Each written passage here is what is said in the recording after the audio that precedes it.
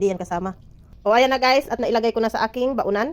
Balik mo tong baunan ko ha. At ayan, dinagdagan pa natin ng chili sauce. So ayan guys.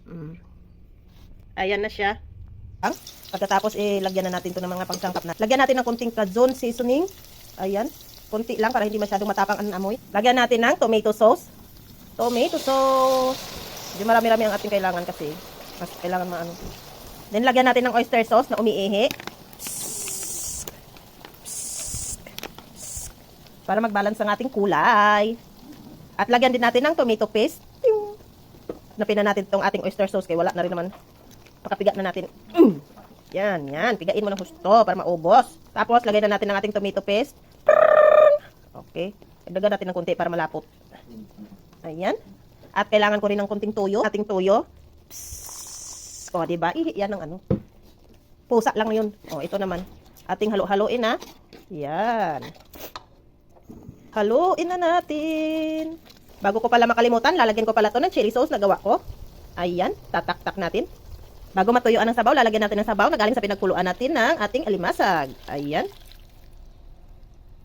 Titikman natin yung lasa kung sakto na para ilagay na natin ang ating mga sahog. Dagdagan pa natin ng konting toyo para mag-balance ang lasa. Mas masarap pag konting alat-alat.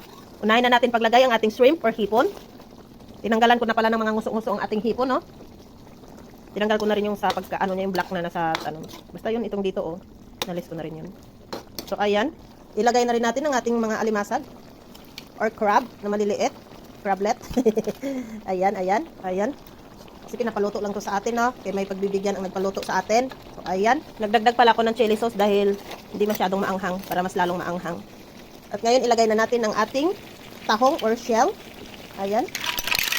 Ilagay na natin para atin na yung mahalo-halo din at makutid na. Ayan, almost coated na lahat. Nagmamadali na rin yung nagpaluto kay maagawan daw sila mag-alis. Maging chef cook na talaga ako nito, guys. So ayan, paluto na yan. Luto na rin naman na talaga pero gusto ko mas mas maubos ng konti yung sabaw para mas manuot yung flavor natin diyan sa magdikit-dikit ba. At ayan, lutong-luto na nga. Ilalagay na natin dito sa baunan. So kailangan